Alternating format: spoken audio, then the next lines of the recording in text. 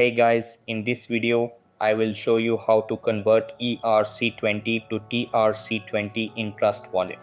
Alright, let's begin. So, the first thing that you want to do is open up the Trust Wallet app on your mobile and tap on the search bar. Over here, search for USDT. After that, you will see a list of different USDT tokens. Then tap on Tron USDT. After that, tap on the swap button. Then in the above section, first select Ethereum network.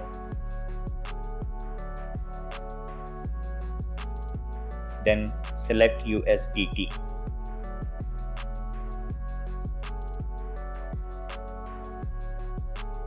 Then just enter the amount that you want to convert and tap on continue. Then just follow the on-screen instructions.